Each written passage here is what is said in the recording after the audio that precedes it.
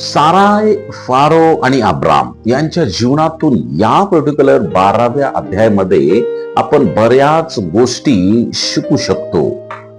जेव्हा अब्राम त्या कनान देशामध्ये होता त्यावेळी दुष्काळ पडला आणि म्हणून अब्राम आणि त्याची पत्नी साराय आणि त्याच्या संगती अनेक लोक इजिप्तमध्ये मिसर देशाला गेले.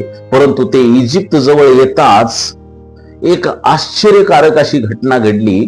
अब्राम तेथील लोकांना घाबरला, त्याला भीती वाटू लागली. जो अब्राम 75 वर्षाचा न घाबरता इतक्या मोठ्या प्रवासानंतर कनान देशात गेला होता, त्या अब्रामाला आता एका छोट्याशा गोष्टीची भीती वाटू लागली. कारण साराय खूप सुंदर होती आणि अब्रामाला काळजी होती की मिस्री लोक ती खूप सुंदर असल्यामुळे बळकावण्यासाठी त्याच्या जीवाला धोका करतील, त्याला मारून टाकतील.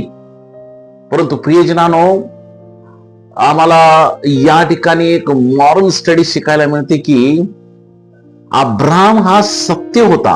अब्राम देवाला भिवून चालत होता. अब्राम परमेश्वरा संगती चालणारा मनुष्य होता. परंतु त्याला या ठिकाणी भीती वाटलेली आपल्याला पाहायला मिळतं. म्हणजेच इतका सत्य अब्राम असून सुद्धा एखाद्या गोष्टीची त्याला भीती वाटलेली आहे. आपल्याबद्दल सुद्धा असंच आहे. आपण सत्य असतो, प्रभूमध्ये चालतो, परमेश्वराच्या विश्वासात राहतो, परंतु बऱ्याच गोष्टींची आपल्याला भीती वाटते. आणि मग अब्रामाकडे जर आम्ही बघितलं तर भीती वाटल्यामुळं तो काही गोष्टींच्या पापामध्ये पडला. भीती आपल्याला पापामध्ये पाडते. जसा अब्राम भीतीमुळे पापामध्ये पडला. परमेश्वराचं वचन म्हणतं, तुम्हाला मी भीतीचा आत्मा नाही तर सामर्थ्याचा आत्मा दिलेला आहे.